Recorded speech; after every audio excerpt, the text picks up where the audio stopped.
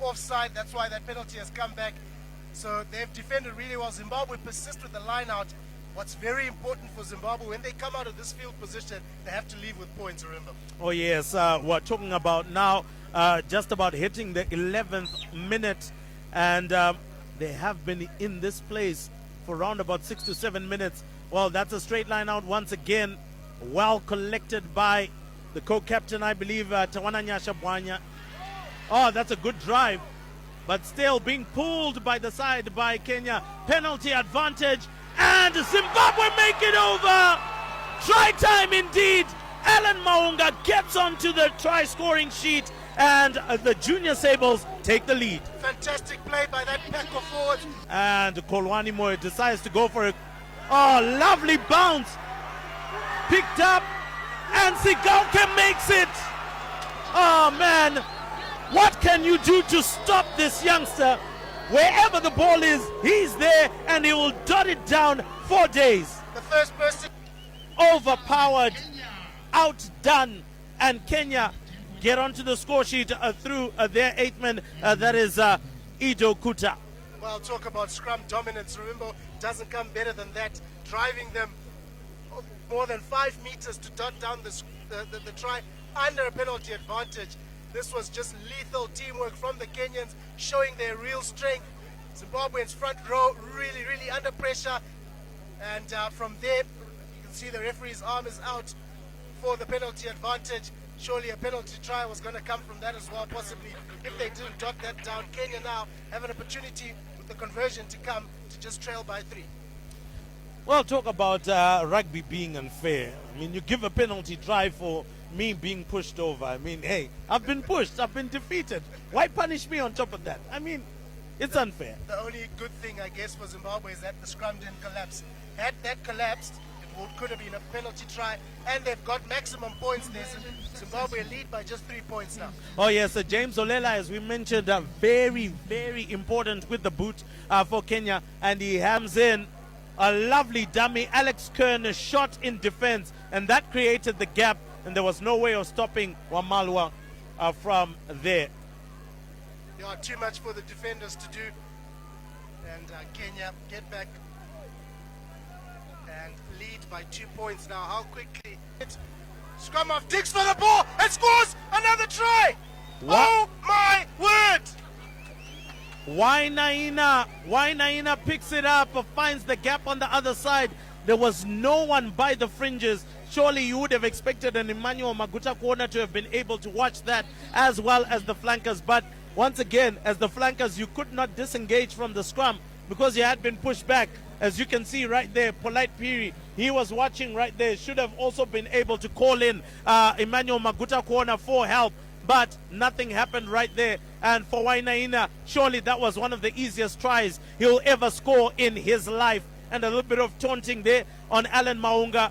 And, well, it looks like Tino comes back on for Chile. And the crowd is absolutely stunned. Kenya have gone into a 17-10 lead over Zimbabwe. Now, this is a team that they belted in the Junior World Trophy by 50 points to 10. Now is the side that's leading 17-10 today. Yeah, and I say it again, remember, Kenya have taken their chances. They've used that possession well. They've put Zimbabwe under pressure, especially at scrum time. They've also shown that they can play that running rugby as Zimbabwe can do. And they've even the conversions. I think they've only missed one. Make that 2 now. But whereas Zimbabwe have scored 2 tries, failed to convert both of them, it could be 14-17 right now. You have to take all the points on offer. Oh, yes, you have to. James Olela has missed his last 2 conversions. He'll be expecting surely to get this one right. Add more points to the board. And he does get this one right. And so now Zimbabwe trailing by 10 points. And with the 3 points, if he can. This time round, it looks like it's good. And that one goes in. So 3 points there.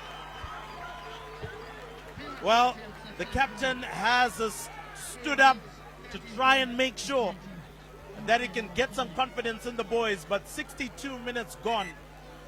Well, only 18 minutes left in the hit. Again, Kenya right by the try line. The Zimbabwean defense right now in 6s and 7s. They need to try and find a way, but it looks like Kenya has found a way over. Oh, what a try from Kenya, building up the phases. And there, number 7, that is Onolo, Andy Cole Omolo rather, has scored the try. And now it is basically the first nail in the coffin. Big hit from Walwa, picked up by Wainaina, went for the third phase, and that's where they found the defense easy to penetrate. And Andy Cole Omolo gets it right. Surely at 25-13 with just under 10 minutes to go is tough times. Polite Piri has been substituted. Joseph Benning comes on. It will be a remarkable comeback, Rui, if Zimbabwe manage to come back and win this game. But you can't say Kenya do not deserve this. They have played well.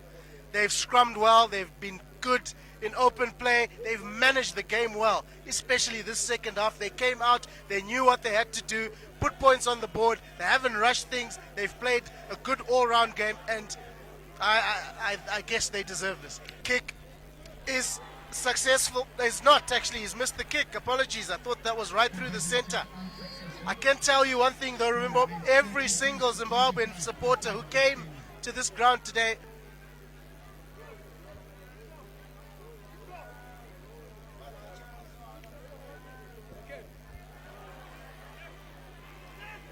Well, it doesn't get that one right, so it will be a 22-meter dropout.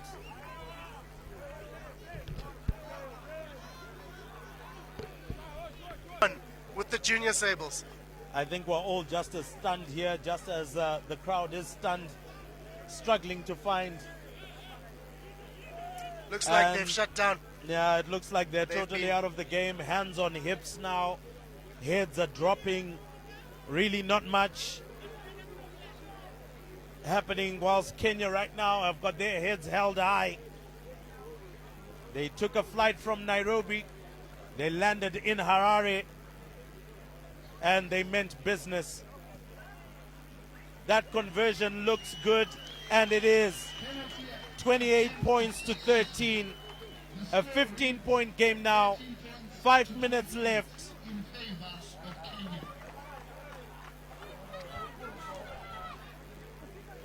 Well, Zimbabwe, body language, dejected.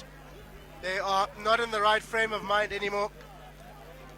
That lead now looks really, really steep.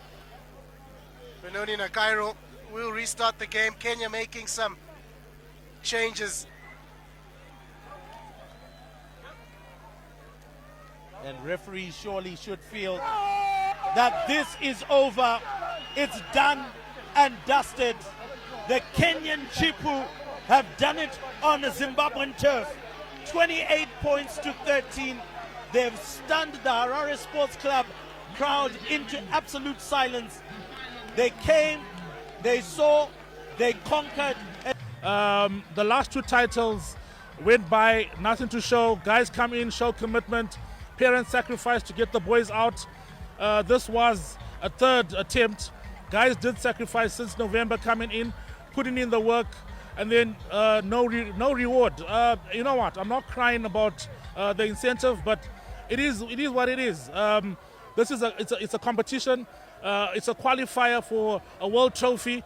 At least let's show some decency and give these guys what they deserve for all the work. Yeah, you wanted just to work on scrums. Yeah, all that just you wanted just to work on scrum, because last year they were dominating territory, so we work on our territory. Yeah, that's all.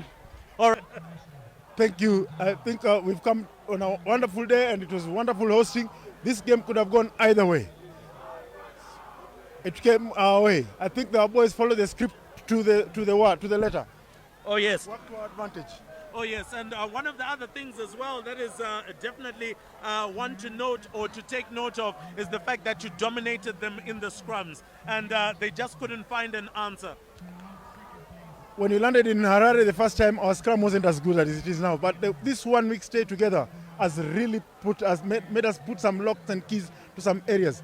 The scrum, and we also had a lot of work on the lineouts, also worked for us because we really wanted to dominate the scrum in this game, and I think it came up for us.